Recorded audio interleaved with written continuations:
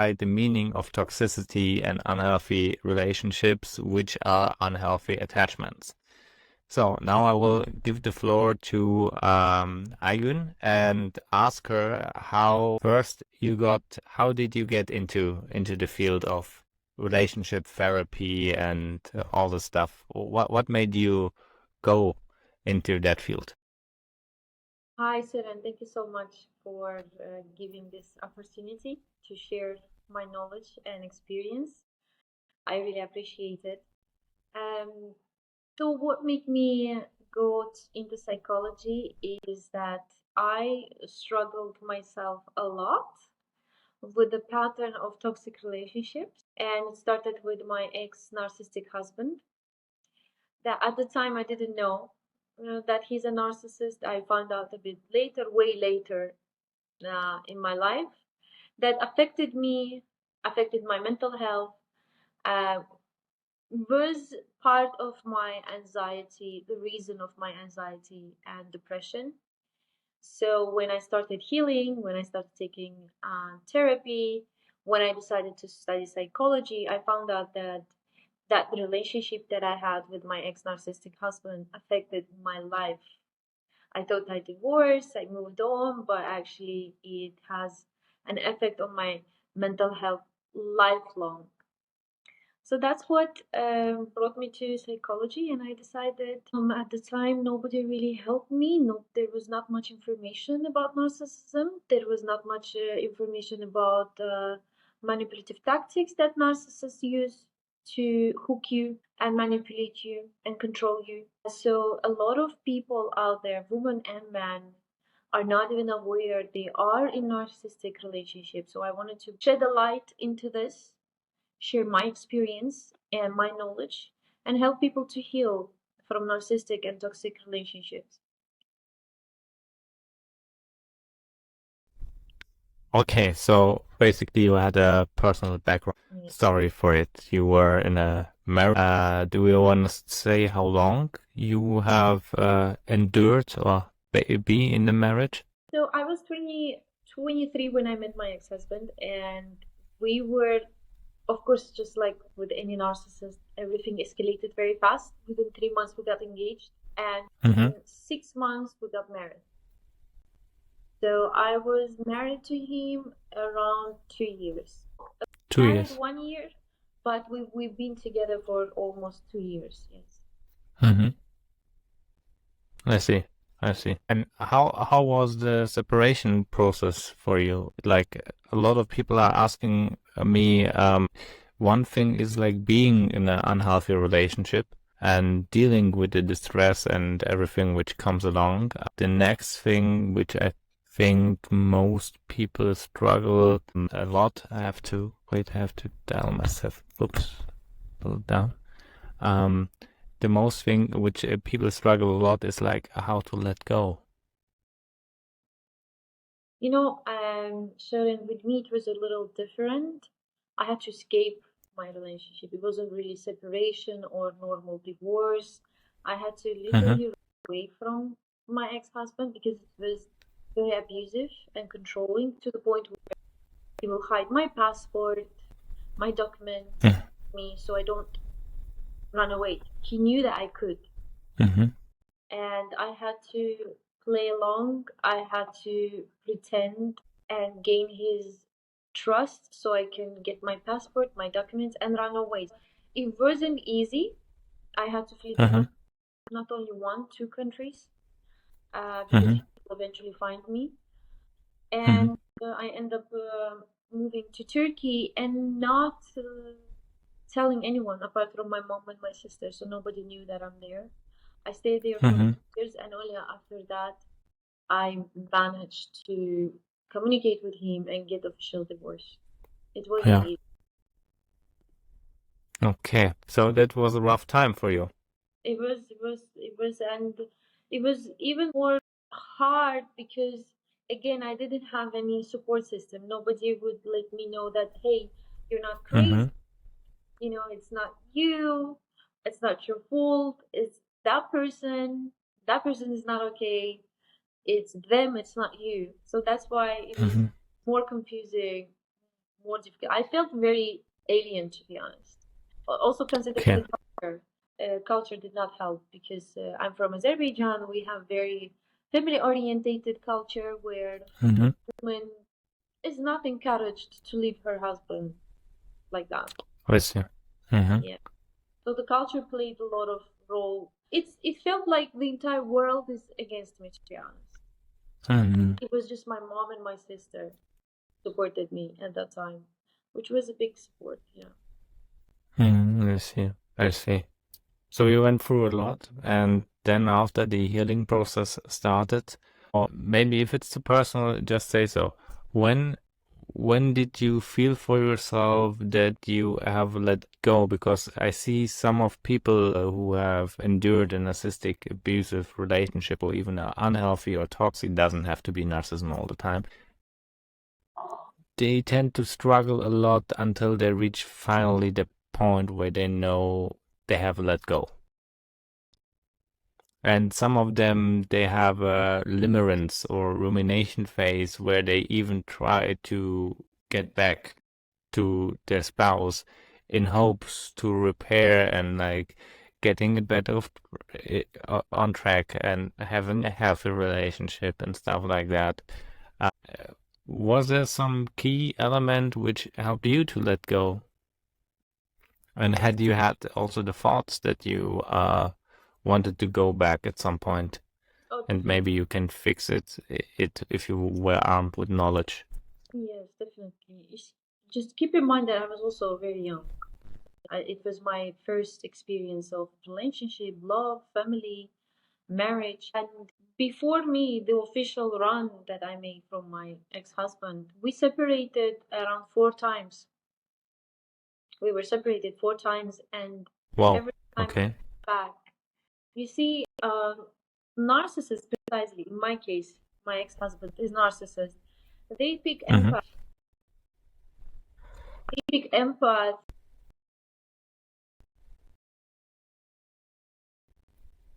I don't hear you anymore.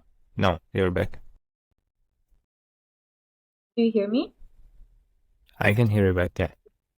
So what do we do as an empath?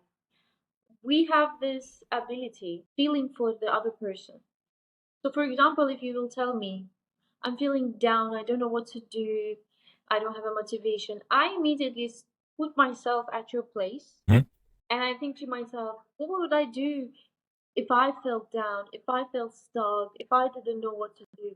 I immediately want to feel your pain and therefore to help, to be able to help you. It's a Mm-hmm. strength, but at the same time, it's a curse if you deal with a narcissist or a very toxic person. I So see. whenever my ex-husband will come and tell me things like, I don't know what got into me, I'm struggling, sometimes I lose control, I immediately put myself in that person and I feel his pain and I forgive. I Mm-hmm. of course forgive. I want to help. It seems like this person is genuinely want to fix things. It seems like this person genuinely struggles and it wasn't really his fault, and I want to be able be there for that person because I also love this person. And Mm-hmm. there's also one thing is that narcissists and manipulative person, they know how to love bomb you. They study you, they study your weaknesses, your strengths, and they know when to praise you, what kind of words to use to make you feel good. And at the same time, they know your weaknesses and they know how to play with those weaknesses that you have. Mm-hmm. And I see. and once you experience that love bombing, you experience that, oh, finally somebody sees me, somebody loves me, somebody thinks that I'm special, somebody appreciates me. Well, there was only one accident that this person abused me, but there were so many love bombings. Mm-hmm. I can't cancel all the love bombings and close my eyes on them. He's a good person. It's just one time he lashed. And so I forgive Yeah. and go back. And this pattern of narcissism and victim, you see a lot.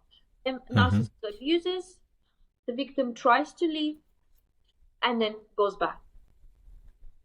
But just to be clear, like from my experience, when I deal with people from unhealthy, toxic relationships or from abuse, they describe me mostly a period like in the beginning there is love bombing, then there's a lot of abuse in the face, and then the love bombing basically starts again when the other person sees that the partner isn't interested anymore, about to leave.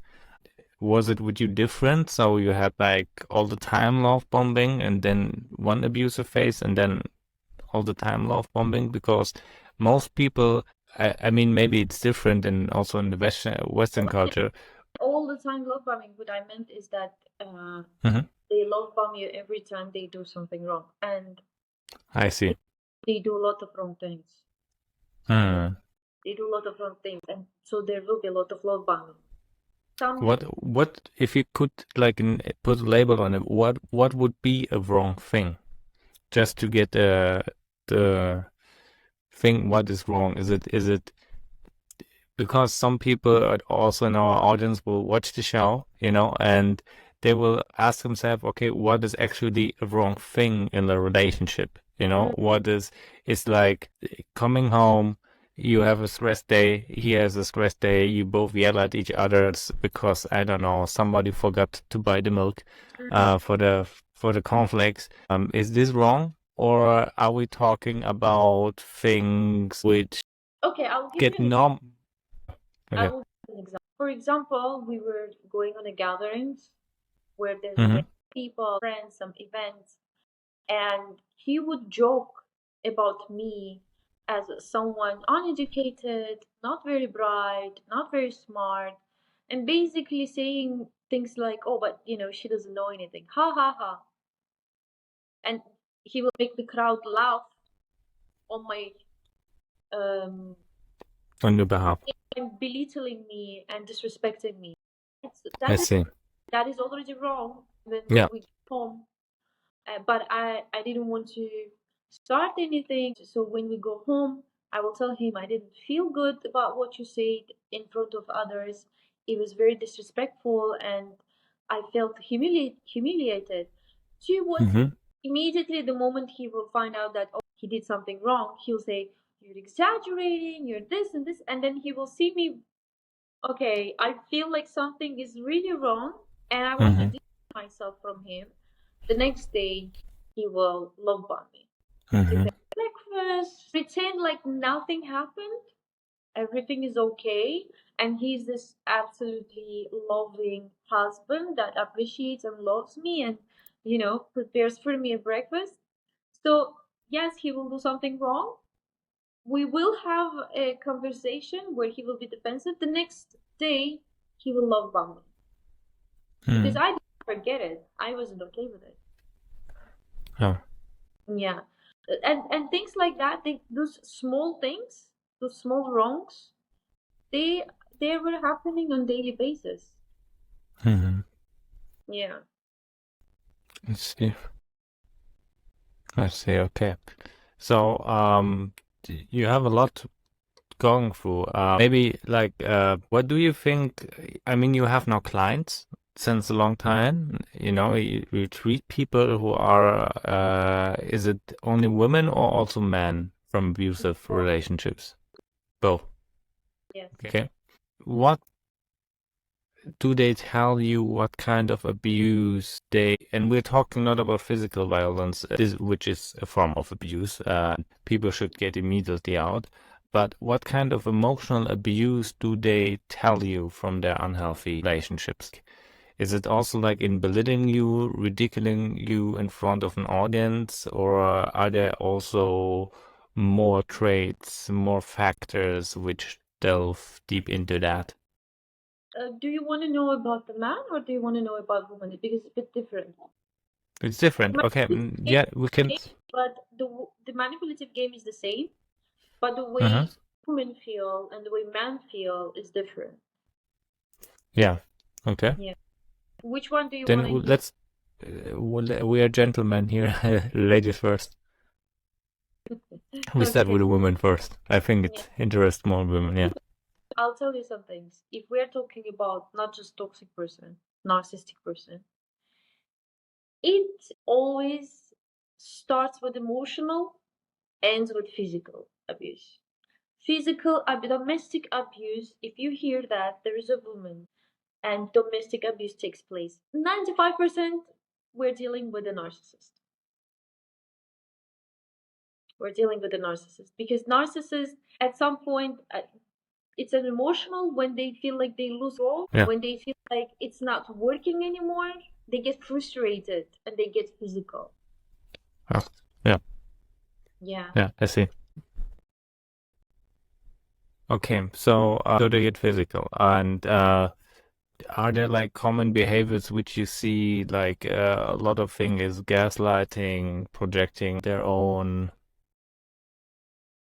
things? I have one client now in my practice. I'm a psychotherapist, and she told me like most people, like no, she didn't tell me. She told me about her abusive relationship, and she was loyal throughout the entire relationship to her man. And the man has like throwing temper tantrums at her because he was fearing that he got cheated on. So he was always coming with, but there's a guy and maybe at work you're cheating behind my back, blah, blah, blah, blah. And there He was was no real cheating. what? He was accusing her in cheating. Yeah, of cheating or maybe cheating, yeah, or like planning to cheat because of certain things. And we found out later about that he basically was a cheater. He has done the cheating, and he was coming to the conclusion or to this projection of cheating because he did it. So he looked at his own behavior and thought maybe if I'm doing this, maybe she will do it also, you know. Then he accused her to redirect the blame. It's a projection. Yeah, it's a projection. Oh, have you also recognized this in your relationships or in your clients relationships? Yeah. A lot, especially with cheaters.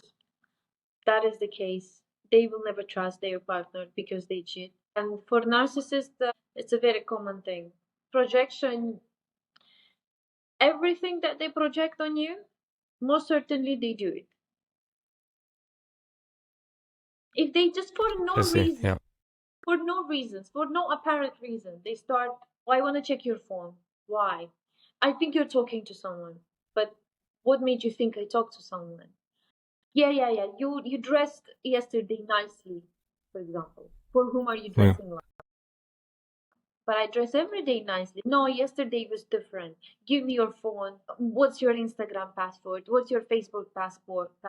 You know, this interrogation, even though the person Mm-hmm. hasn't done anything wrong. Yeah. I Yeah. see. I'm not talking about when there was a case, maybe she flirted actually with someone and now he feels jealous. Yeah.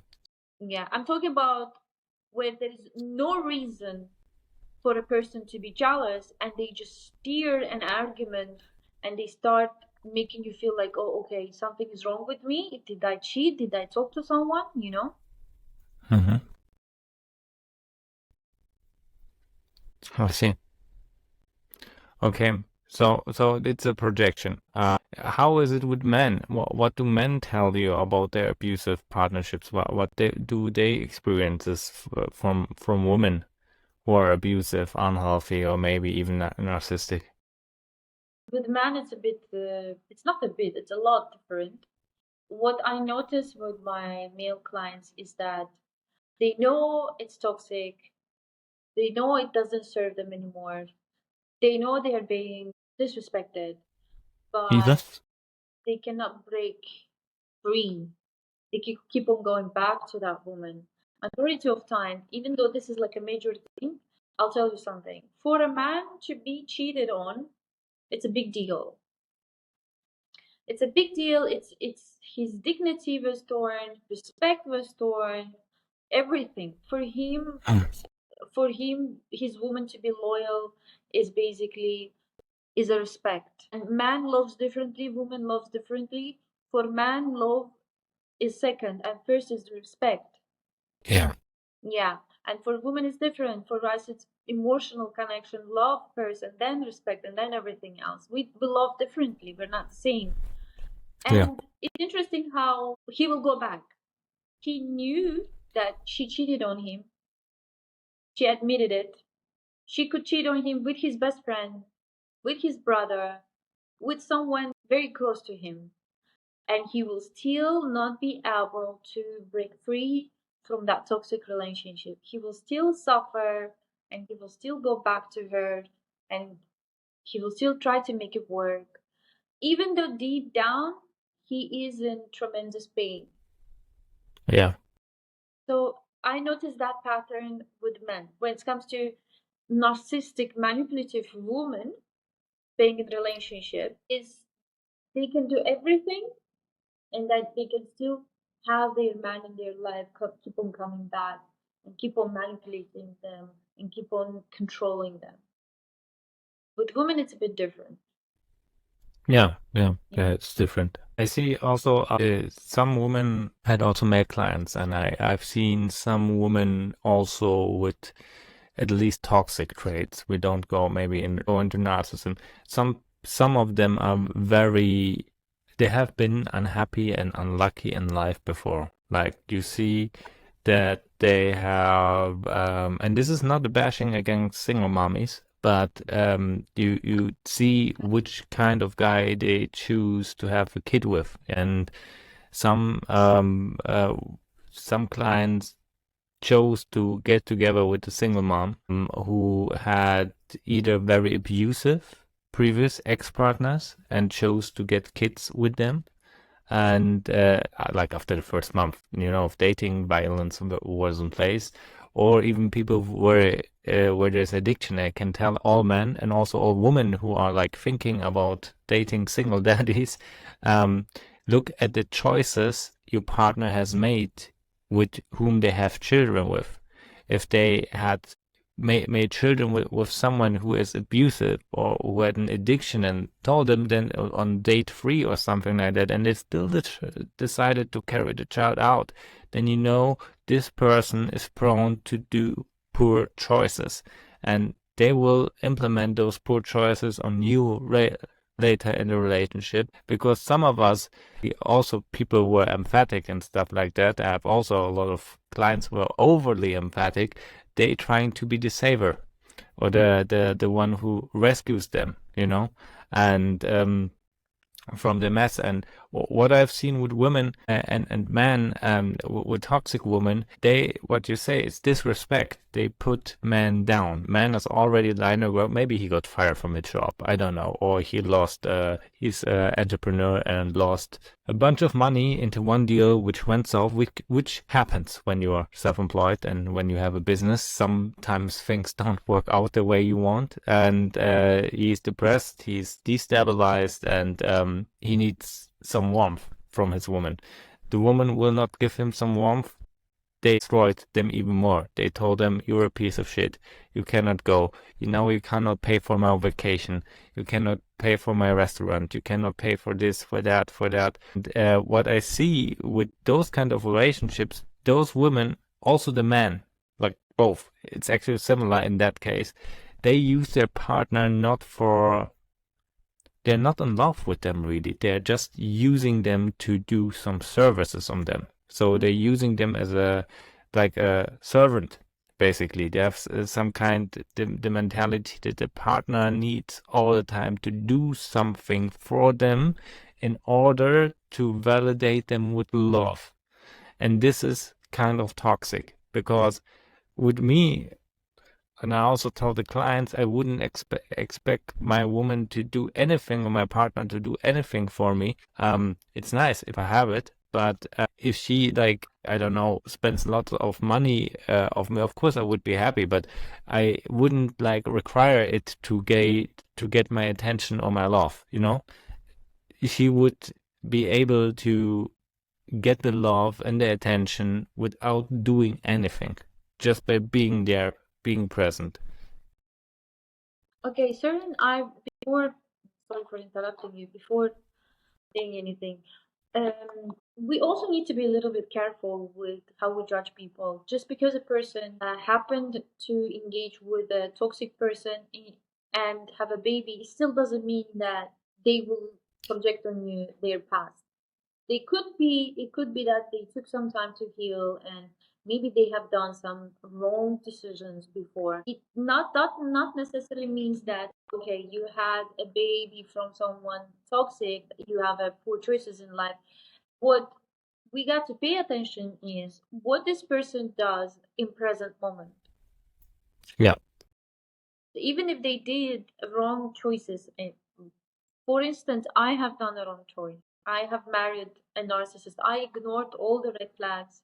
I ignored my friends who told me, don't do it. This is not the person for me. I ignored my own mother Yeah. on the wedding day when she took my Yeah. hand. She said, we can just walk away from here. I think it's a wrong person. He's not for you. He's not a good person. This family is not okay. I don't feel good. And I ignored. I I didn't s- just ignore his red flags. I ignored my family, I ignored my friends, consciously made the decision marrying a narcissist, and then I had my result, you know? Now I what see. happened is, yeah, I ran away from him, and what I did after, how did I reflect it on myself? Did I try to help myself? Did I, because I noticed that it was a pattern of me picking toxic people for relationship. It wasn't just my ex-husband. It was a pattern. And once I saw the pattern, I realized, okay, there is something wrong. I'm not saying something wrong with me, but there's something that I have to work on in order to break that pattern and in order Okay. to be healthy and attract a healthy relationship to my life. So if I would be a little bit careful with judging a person on their past choices, but I would pay attention what this person does in present time. Yeah. Yeah. And yeah, that's up to actually where I wanted to go, because in my example, those single mommies and single daddies still kept, like, I don't know. One of my clients told me one tried to cheat with someone who is cheating on their wife or on their husband, you know. So the poor choices that they made, they kept, they were a straight line. So that's the thing. So yeah, I mean, I'm a psychologist, you're a relationship therapist, so we can. Well, if we don't believe in the change of the people, and in transformation, we wouldn't do our jobs, right? But I still want to highlight that you should look at the decisions people make every day for themselves, and also in the present moment, what they choose to invite into their life and what else they want, because it tells a lot about the character that you have. And I don't mean like, don't be stingy with, I don't know, if your boyfriend or your husband or your wife is watching Netflix 2 hours longer than you like it. This is not something I would now see as a big red flag.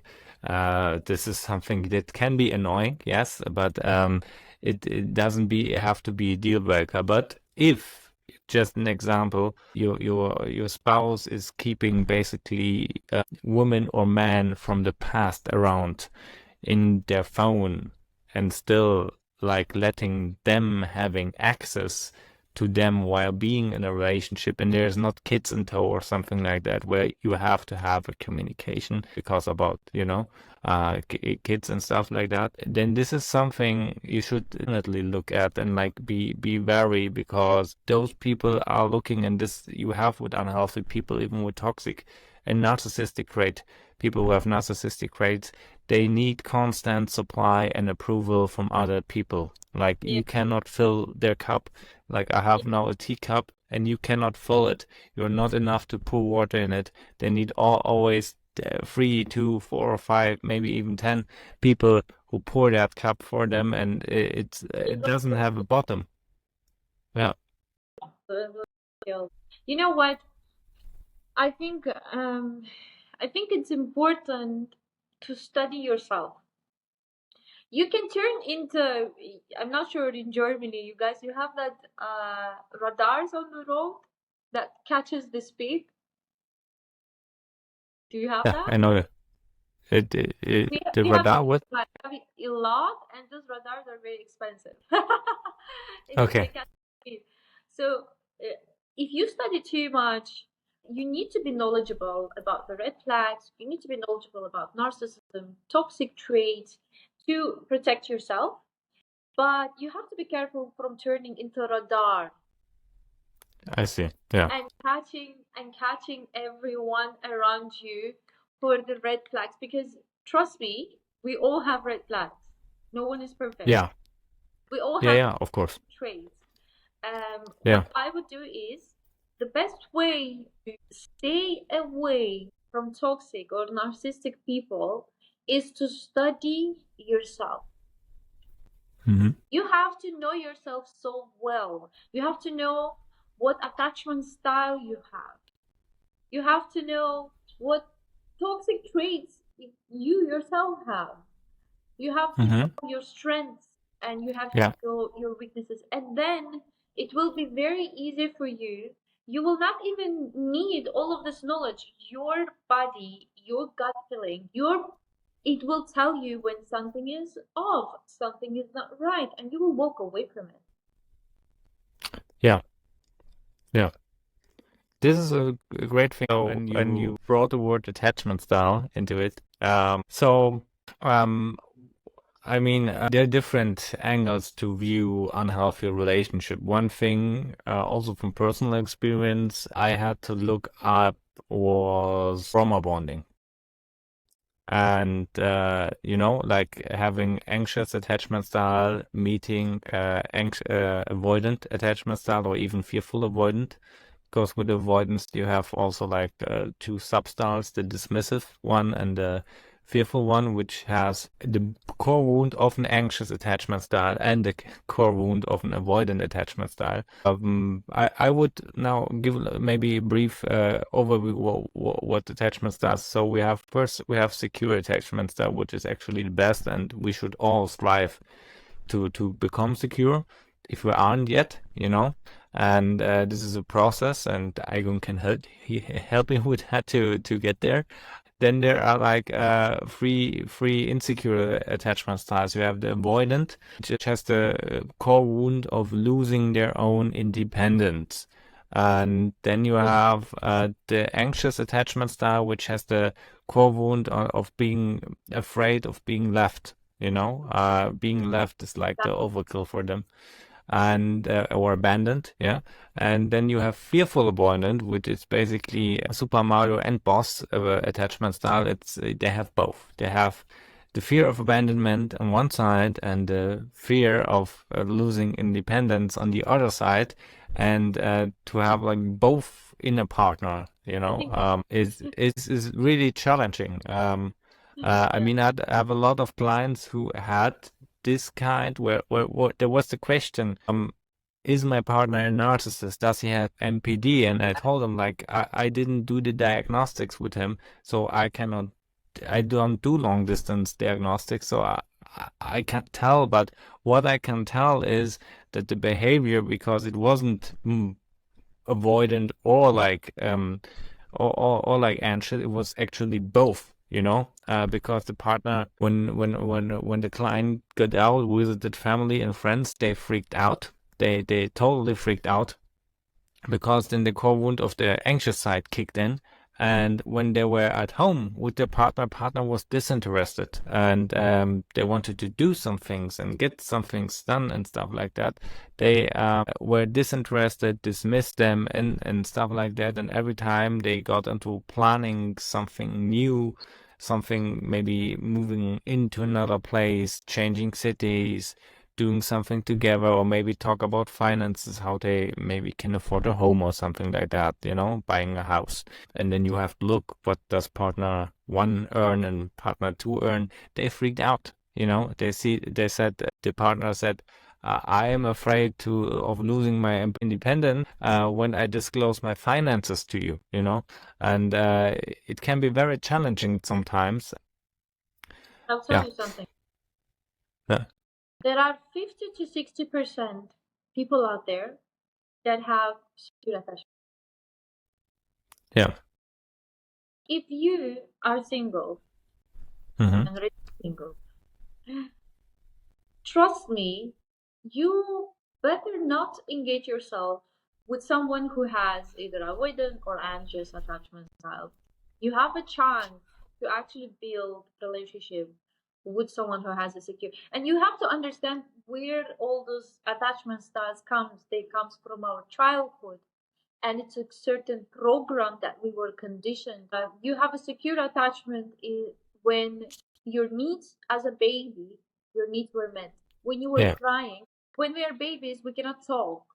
And the only way we communicate with our mother, majority of the time is our mother or caregiver.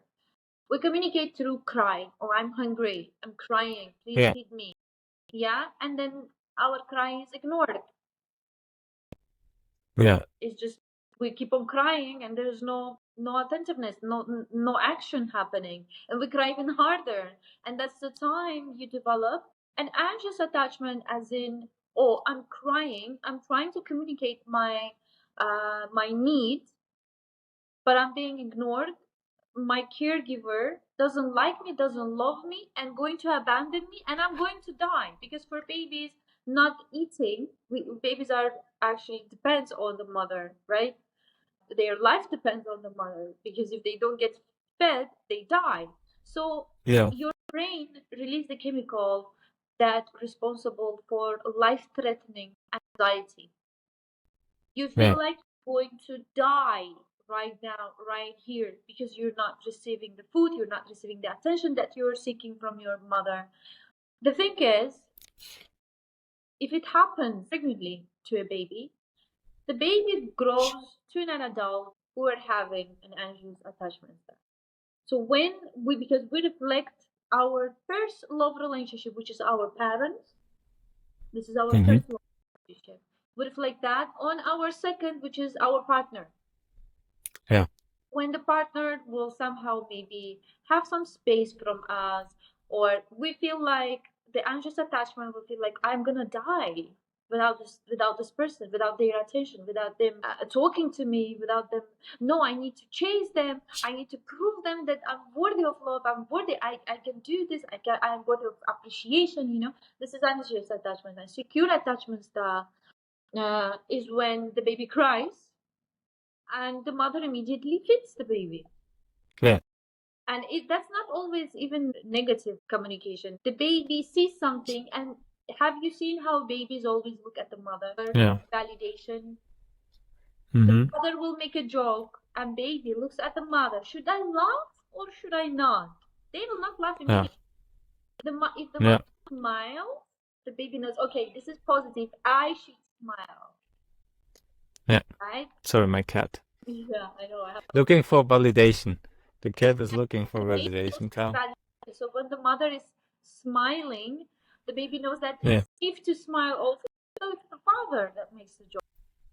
But Yeah. babies until age of 3 depends Mm-hmm. on emotional connection with their mother. So Yeah. whatever mother is feeling, the baby feels everything. So now I if the see. calm, if she gives the baby on time the food, if she's laughing and she lets the baby laugh, if the baby throws something and she's not yelling at him, why did you do Yeah. that? This is a stressful situation. Baby already knows that it does something wrong. It broke something. Let's say the glass. It was playing with the glass and it Yeah. broke. Okay, it fell and it broke. Now the baby is sitting and looking at whom? Mm-hmm. Waiting for the reaction of the mother. And the mother comes, I told you don't play bad boy or bad girl. Here you can cut yourself. We can get to the hospital. Maybe you will lose your finger. They Yeah. exaggerate.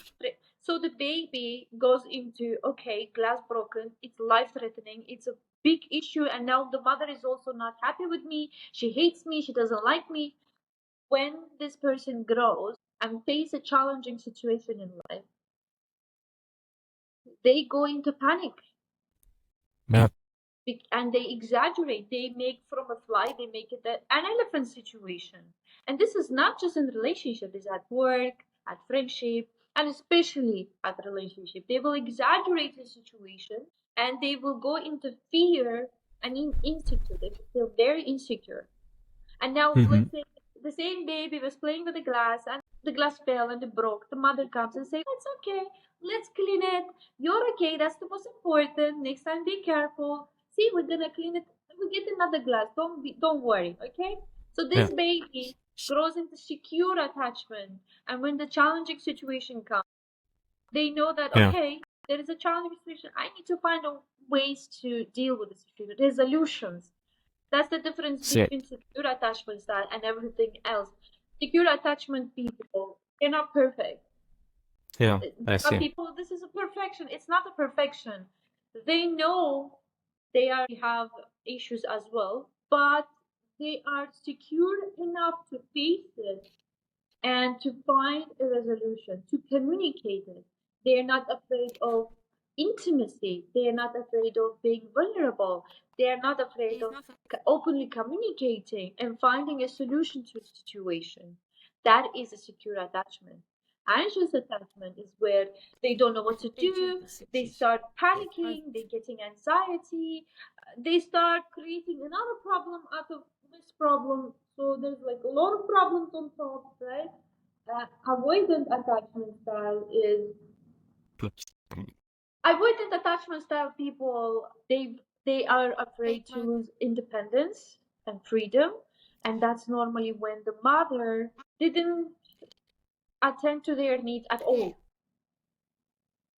Like she wasn't there. So for them to soothe somehow their void and emptiness, they decided, okay, if my mother, my caregiver, is not there, I will not be there also.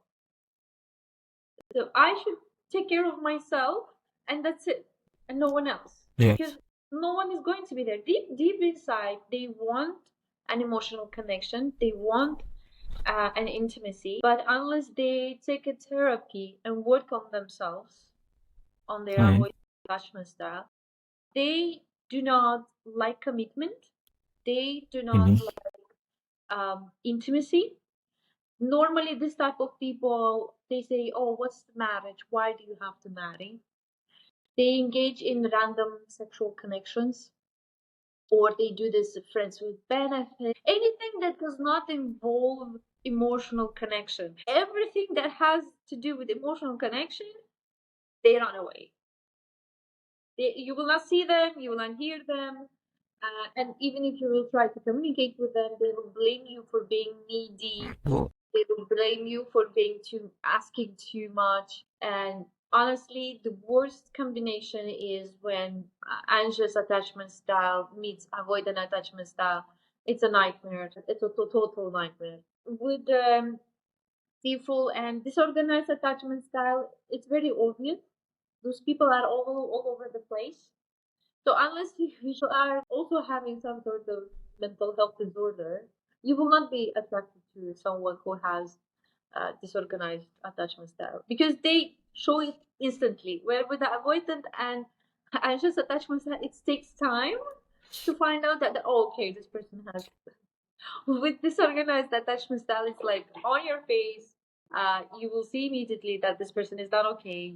It's like they're hot and cold, and they're smiling and they're laughing. Something is off, you know.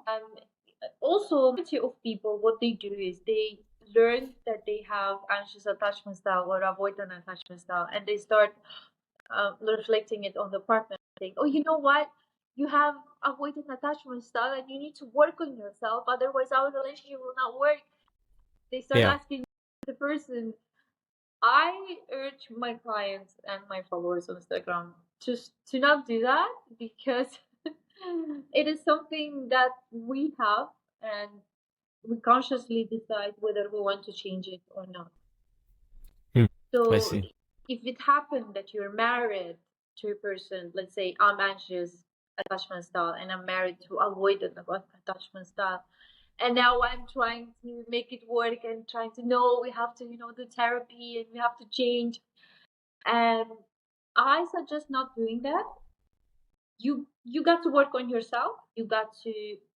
Happy news is that attachment style is not a personality disorder, and you actually can change it.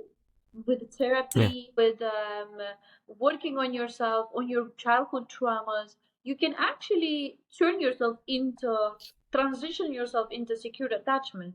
This is a very good news. This is awesome news, you know. You're not stuck. Once you find Yeah. what your attachment style, you work on it. You're going, okay, I You see. work on it. You do your best to become secure. Yeah. Now, What? when it comes to your partner, Oh, yeah. they Yeah. have to decide for themselves whether they want to change themselves or not. I see. Okay. Sorry, I was distracted. My cat brought me a new mouse. Yeah, Yeah. my cat is also asking for attention. Anxious attachment style. Anxious, My yeah, but cat I has think, anxious attachment style.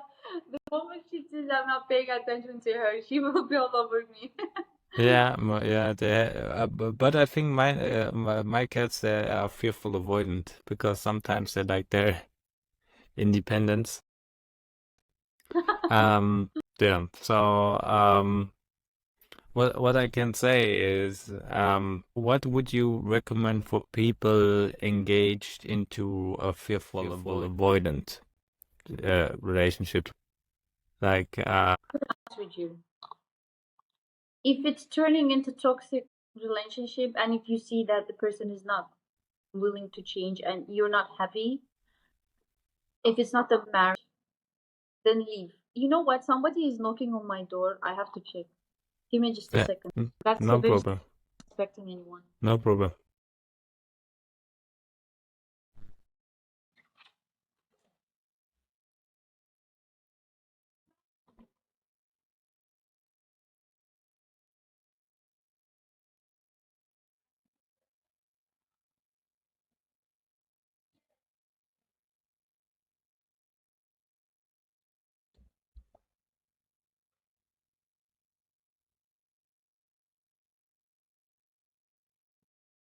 Hi, sir.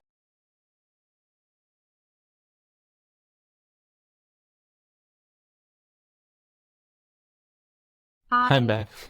See, Uh, when I decided to do a podcast, people are calling me, knocking on my door. all Normally, anxiously nobody attached. needs me.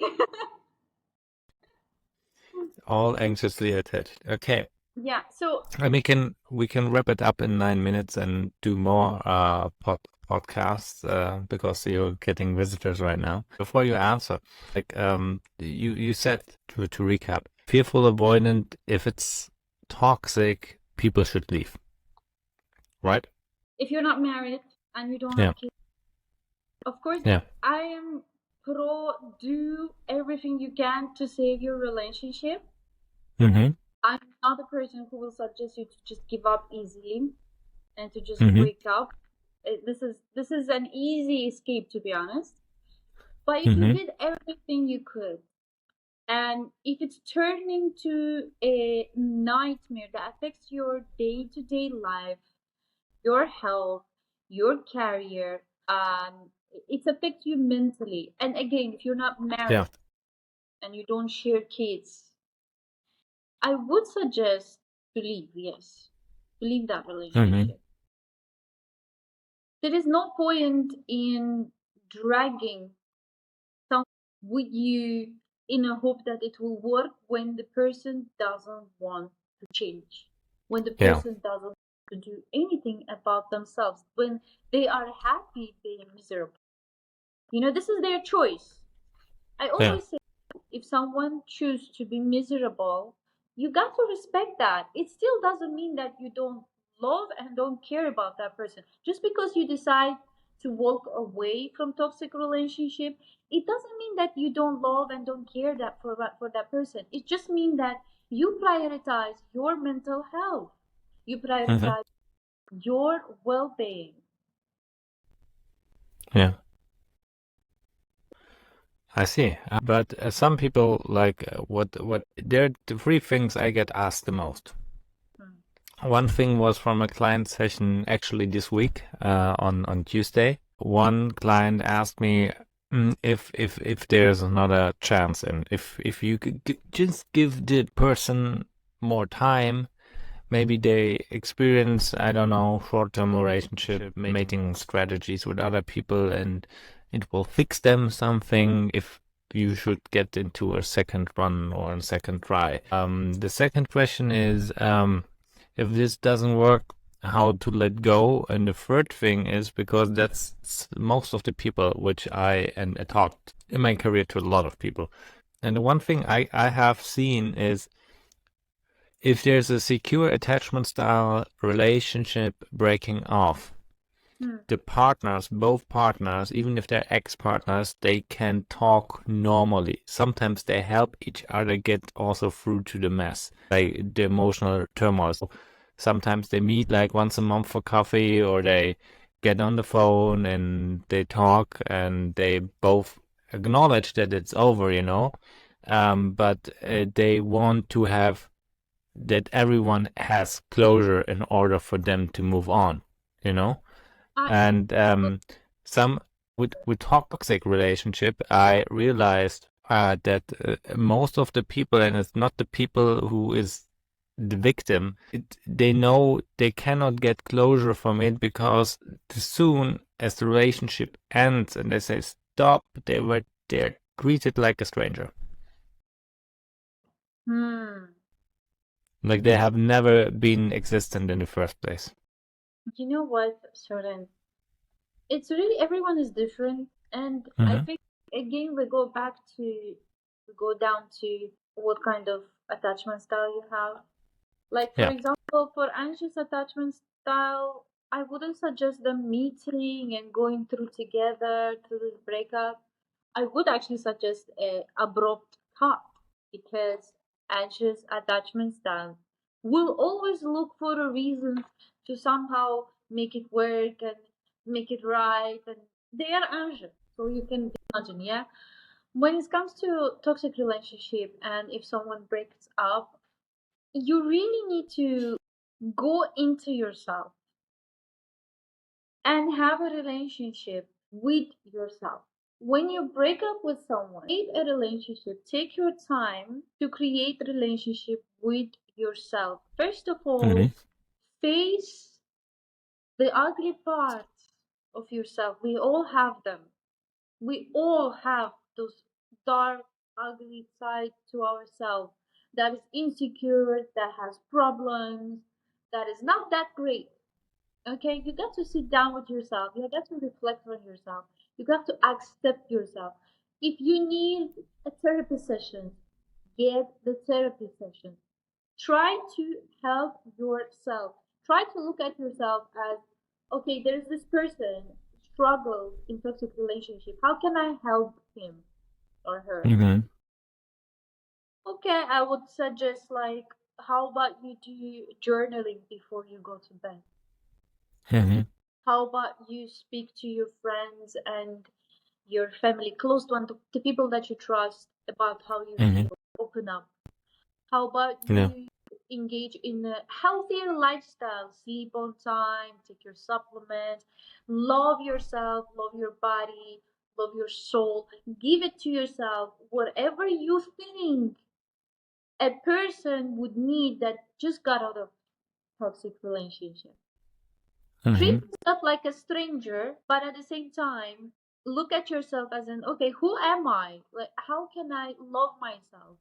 How can I live with myself and be happy with myself? You know? Because the first relationship that you create is yourself. And if you cannot handle it, and if you get into depression, if you get into anxiety, if you get into insomnia, and you cannot help, you got to find a Yeah. way to help yourself. Yes, you got to reach out to professional people instead of avoiding it. And instead of, like, some people, what they do normally, not some, majority, what do they do normally? They go party, they drink, they take drugs, or some people like to get into random sexual connections.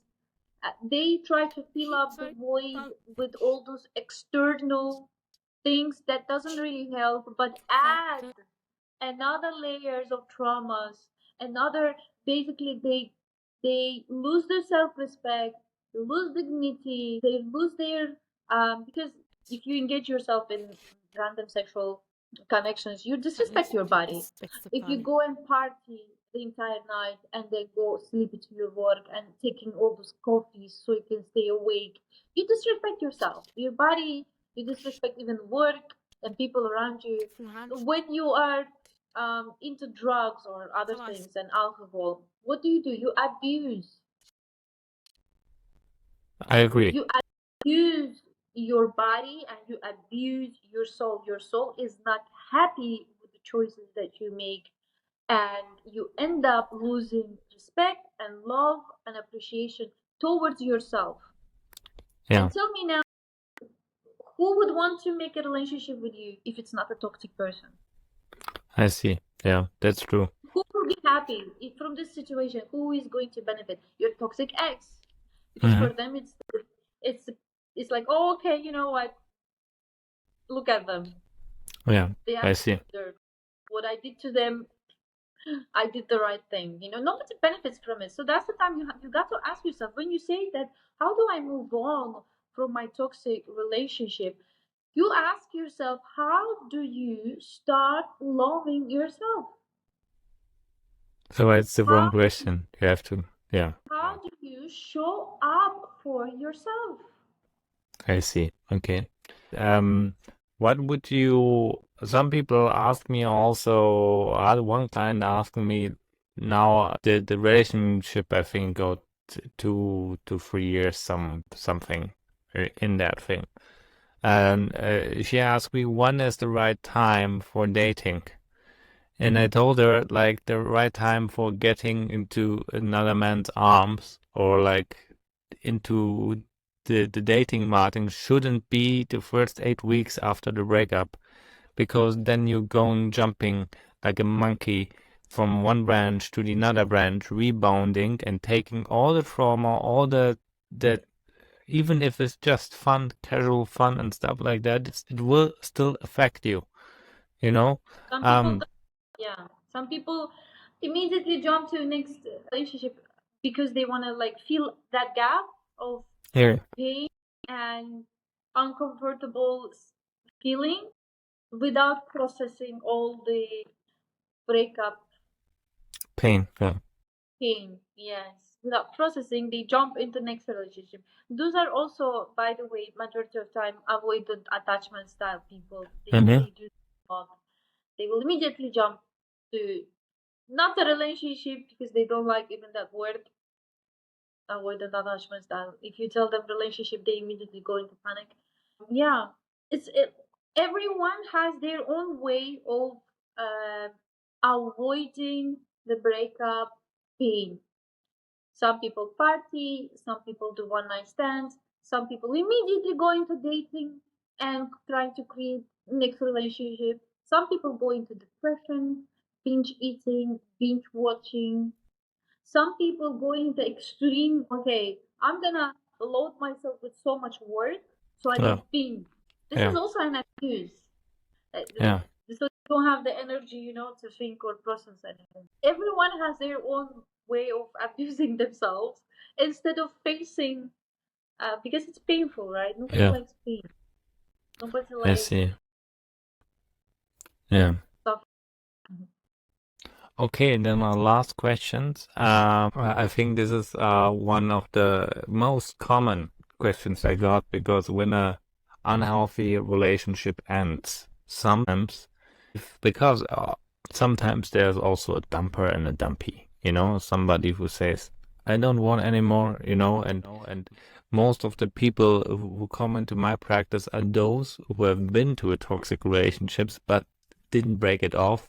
They got broken up with. The pain for them is even, the rejection is twice as hard, and they want to go back. So, and then they tell me sometimes, okay, I'm like now, I don't know, 2 weeks, 4 weeks into no contact. Some strange things happened. My ex unblocked me, or I don't know, I got flowers in front of the door, or some strange things. And then when I try to read out or something, then I get dismissed again, like this push and pull.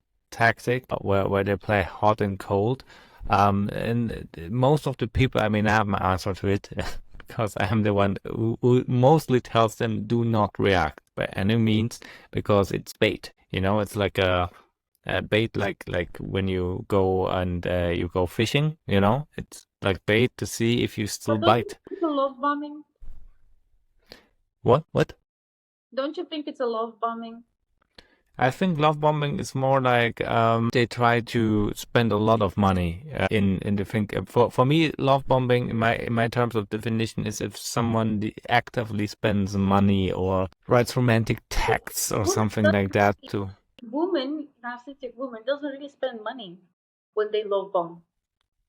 Ah, okay. So they just like give a little bit of validation back, or You know, majority of time, my clients who have a narcissistic ex-girlfriend, and if my client also has an anxious attachment style, because Mhm. they check on their Facebook, they check on their Instagram, they'll say, "Oh, she changed her profile picture on WhatsApp, Mhm. and she changed in the profile picture. She's wearing the dress that I got for her." I see. Yeah. Something, and I will say, but how do you know? Didn't you just block her? Like, how do you know that she changed her profile picture? But again, he has an anxious attachment style. He will check on those things. Yeah. But narcissistic woman knows that this person is anxiously attached and he has a lot of issues. So she will manipulate and she will do things as if, like, you know what? I will not directly tell you, but maybe I miss you. Yeah. I see. And I'm wearing the dress that you got me, you know? And I now I see. I have see. this clue on your head. Just think, is it message to you? I will confuse you, which narcissists love doing so much, confusing. This is their main goal in a relationship. And you will be thinking, did she put it for me, or she just put it, or does she know that I check her? You know, she will make you think. And for men, a sudden bouquet of flowers on the door is love bombing. Yeah, Well, it's love movie. it's love bombing. It's not necessarily a Yeah. lot Yeah. of. He can spend $100 on that bouquet and show that he's love bombing. There is a lot of Yeah. TikTok Yeah. on how girls they make a video, funny video says, "I want a boyfriend that I blocked on WhatsApp. I blocked the calls, but he still finds ways to reach out to me by sending flowers or something." They basically glamorize toxic narcissistic relationship. Yeah. Because if you I block see. someone, that simply Yeah. means I don't want you. It's Yeah. a no. It's saying no. It's a setting Yeah. boundary.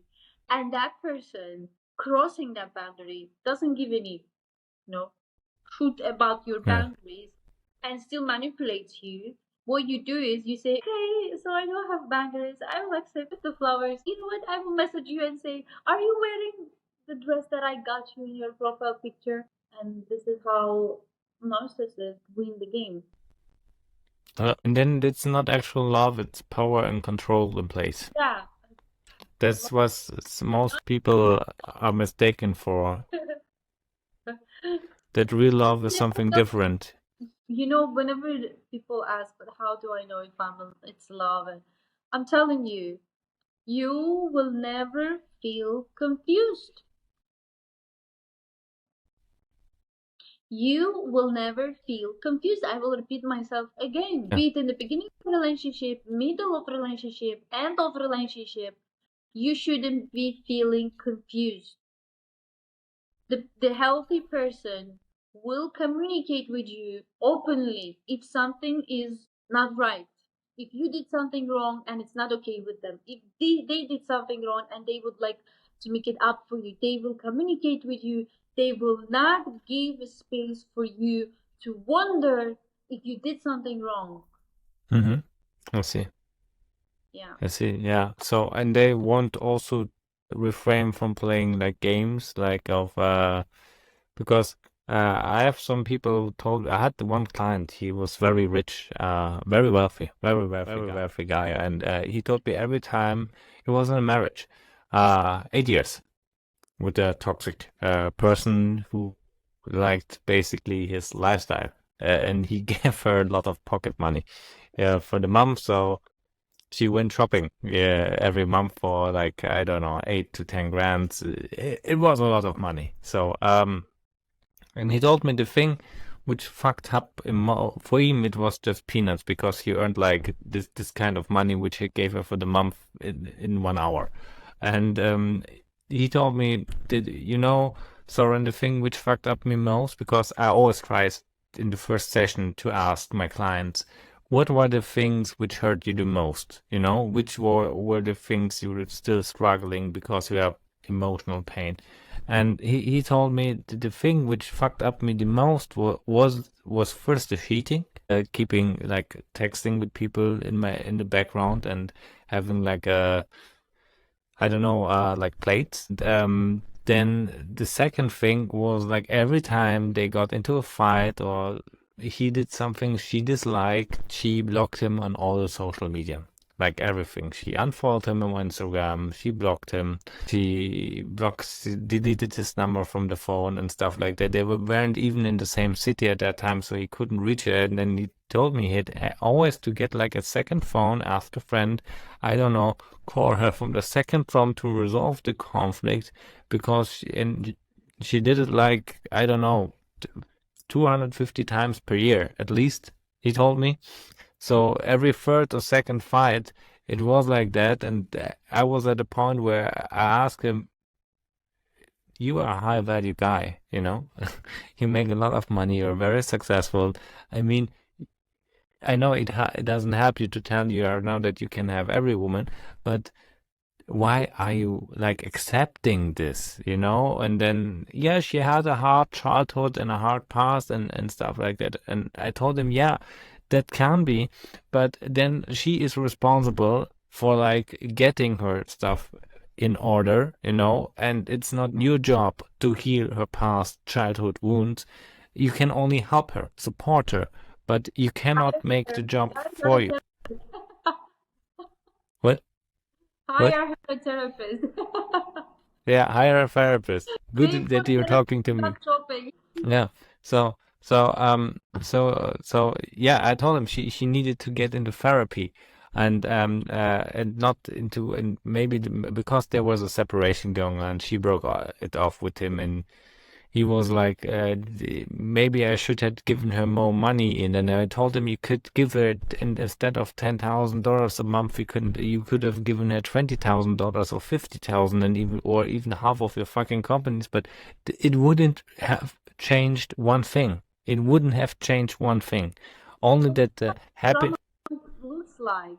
So a lot of people also, sometimes women especially, they think that if they are pretty and they model looking, they have more chances with getting married with a wealthy man. They are very mistaken. They're very mistaken. We bond with people through emotional connection.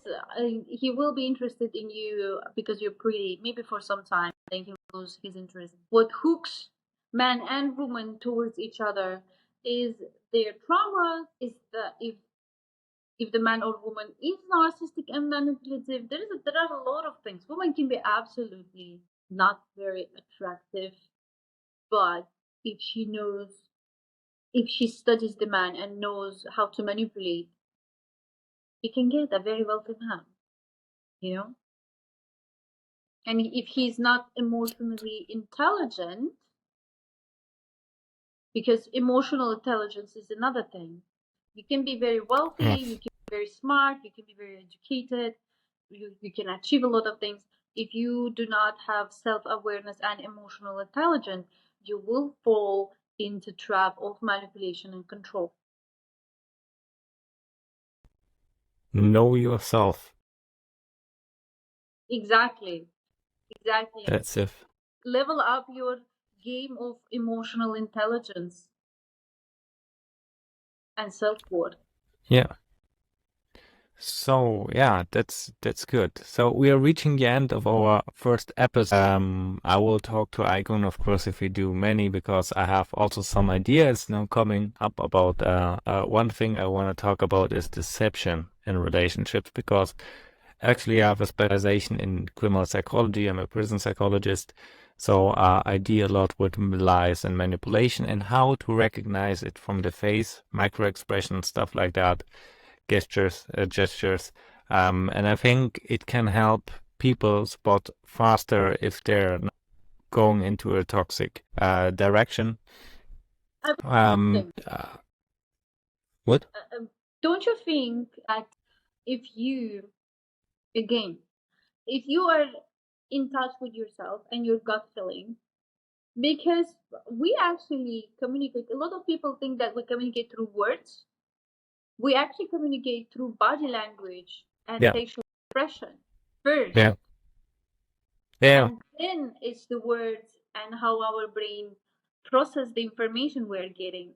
But then our brain can process the information. But if our body feels off, no matter what you say, we will feel a certain way about you.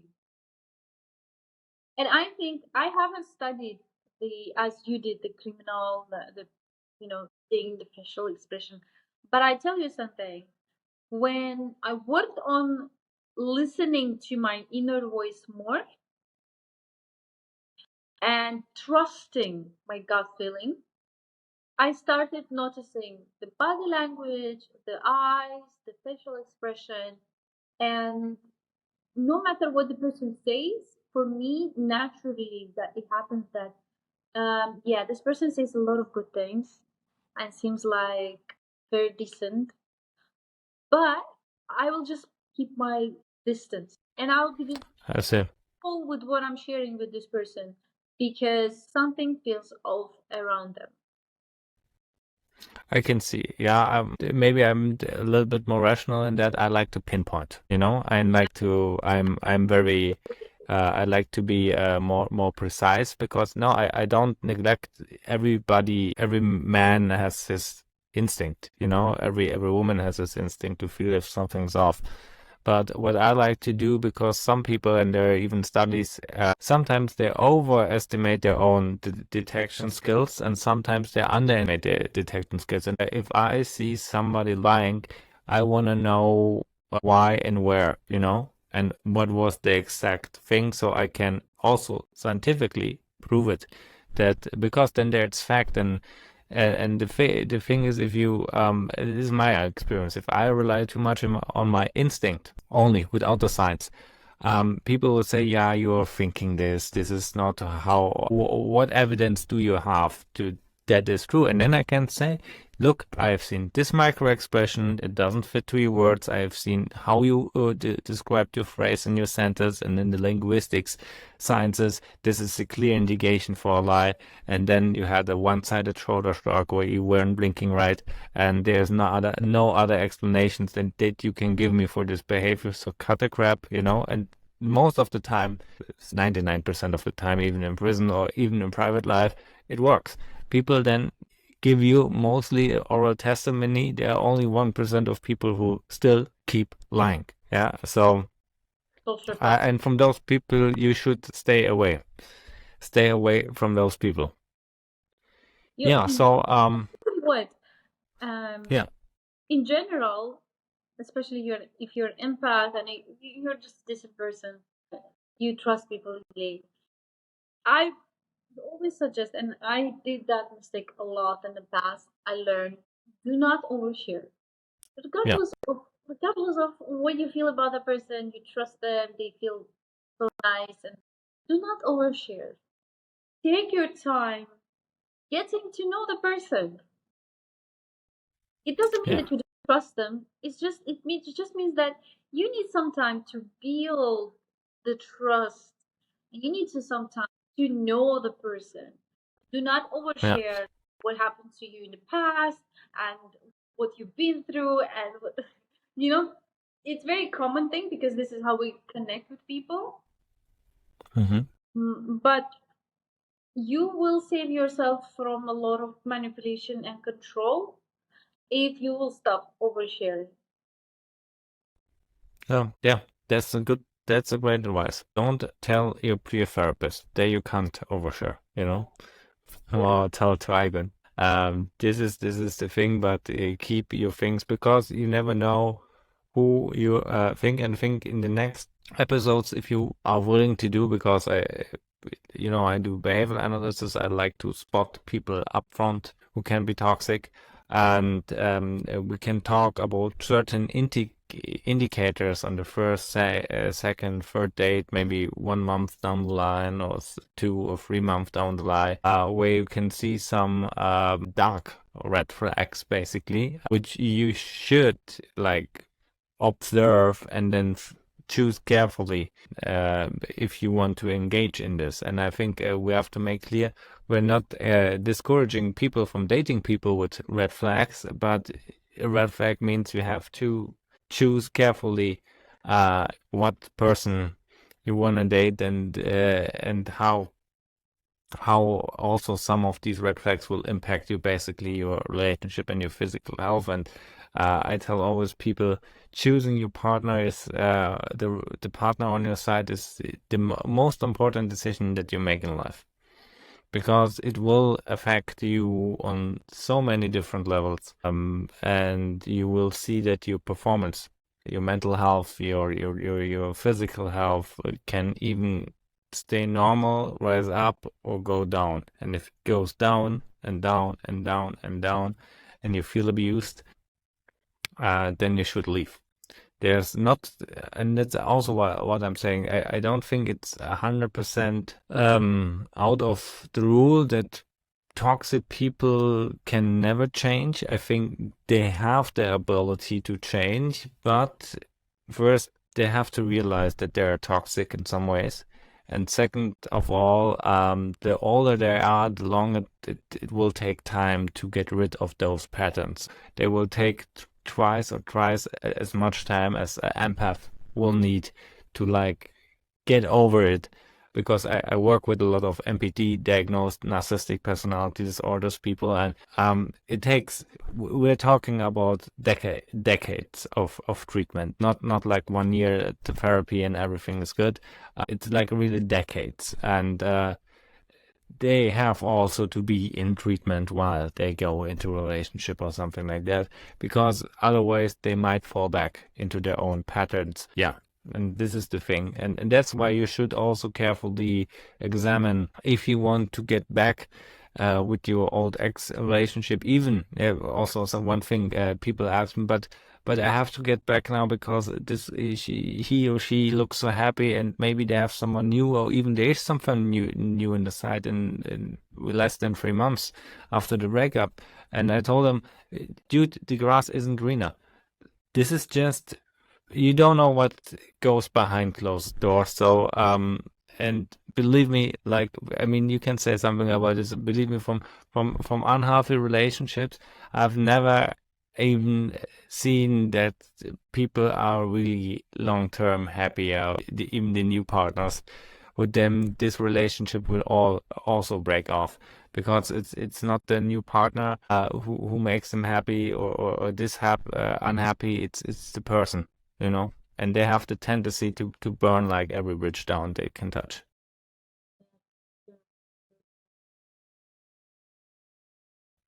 Okay, then for those people, you can follow Igon. I have just to get the credentials. You can follow Igon on, but I will link it anyways. On Instagram you have, right?